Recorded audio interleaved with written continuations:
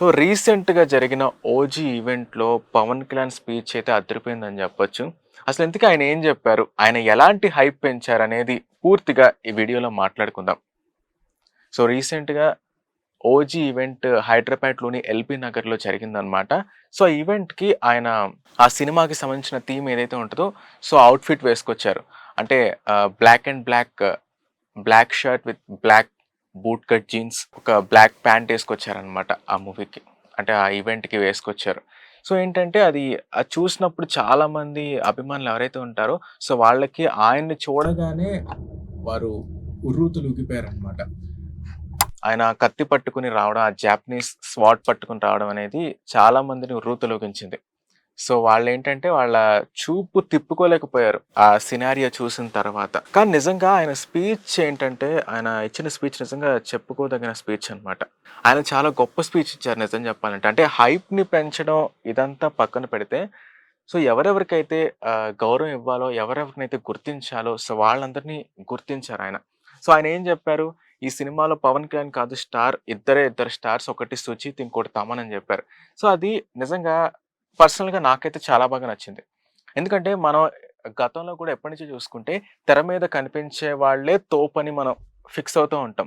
కానీ దాని వెనకాల ఆఫ్ స్క్రీన్‌లో నడిపించే వాళ్ళే నిజమైన హీరోస్. సినిమా వరకు వాళ్ళు నిజమైన హీరోస్ అని ఆయన మరొకసారి ప్రూవ్ చేశారు.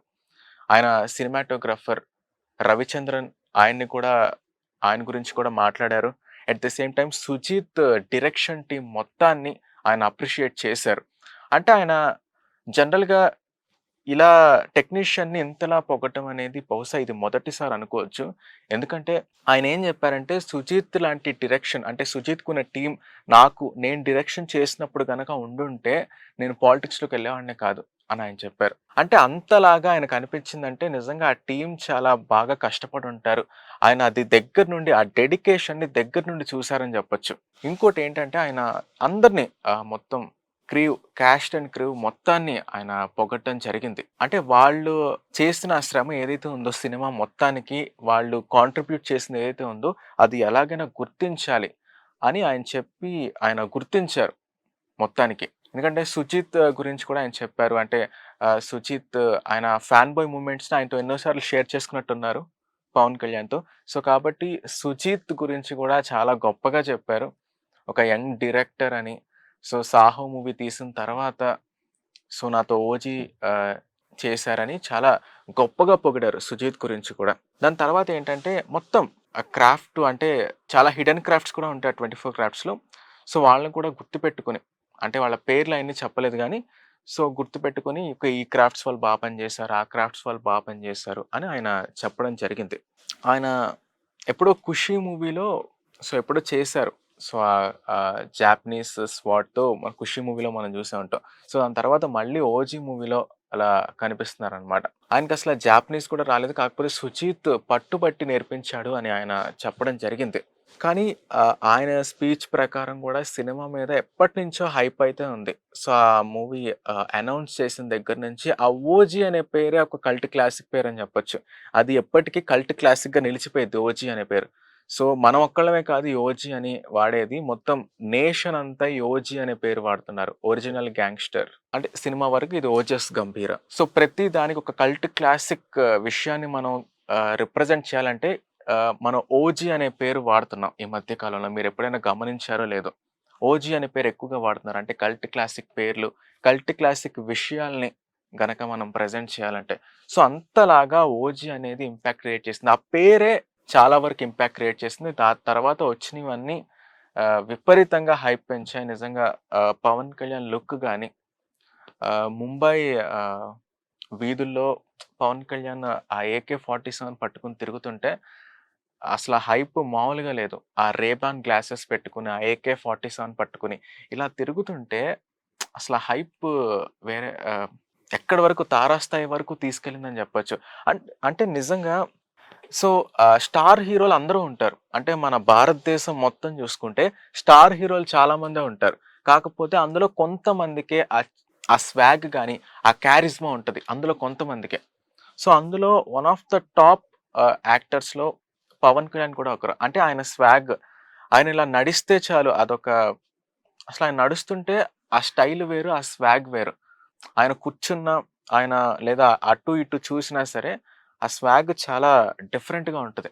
అంటే మనం ఏ యాంగిల్‌లో చూసినా సరే ఆయన్ని చాలా అద్భుతంగా కనిపిస్తారనమాట. ఎందుకంటే ఆయనకున్న ఆ క్యారిజ్మా వేరు, ఆ స్వాగ్ వేరు.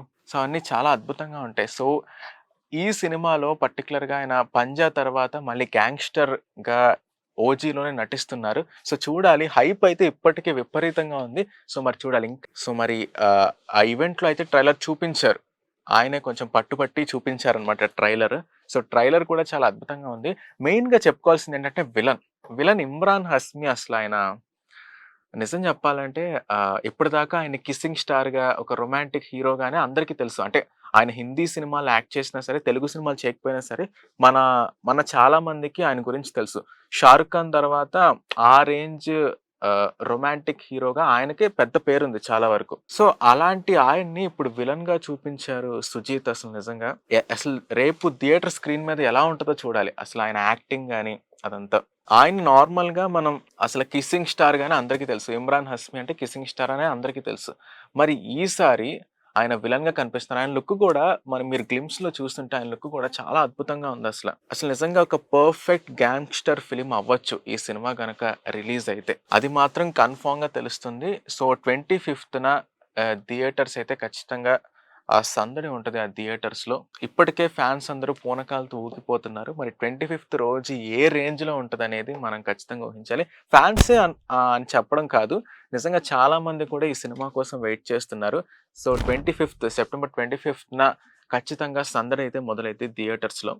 సో, చూడాలి ఈ సినిమా ఏ రేంజ్‌లో హైప్ ఎక్కిస్తదో మనం ఖచ్చితంగా చూడాలి. At the same time Thaman background score అయితే అల్టిమేట్. మన 'అఖండ' అప్పుడు మనకి తెలిసిందే తమన్ బ్యాక్‌గ్రౌండ్ స్కోర్ ఏ రేంజ్‌లో ఉందనేది మనం ఆ టైంలో ఎక్స్‌పీరియన్స్ చేసాం. సో, ఇప్పుడు 'ఓజీకి' కూడా మనం ఎక్స్‌పీరియన్స్ చేయబోతున్నాం. తమన్ బ్యాక్‌గ్రౌండ్ స్కోర్ ఎలా ఉంటుంది? ఎలా ఉండబోతుందనేది మనం ఎక్స్‌పీరియన్స్ చేస్తున్నాం. సో, ఇంకెంత చెప్పుకున్నా సరే ఆ హైప్ అలానే ఉంటది. సో, కాబట్టేంటంటే అందరూ ఖచ్చితంగా ఇప్పటికి థియేటర్స్‌లో ఆ సినిమాని చూడడానికి వెయిట్ చేస్తున్నారు. సో, చూద్దాం 25థ్ రోజు థియేటర్‌లో ఎలాంటి సందడి జరుగుద్దో. సో, ఈ వీడియోపై మీ ఒపీనియన్ ఏంటో కింద కామెంట్స్‌లో చెప్పండి. అలానే వీడియోని లైక్ చేయండి, షేర్ చేయండి. మన ఛానెల్‌ని సబ్స్క్రైబ్ చేసుకోండి. పక్కన ఉన్న బెల్ ఐకాన్‌ని యాక్టివేట్ చేసుకొని మీ ఫ్రెండ్స్ అండ్ ఫ్యామిలీకి షేర్ చేయండి.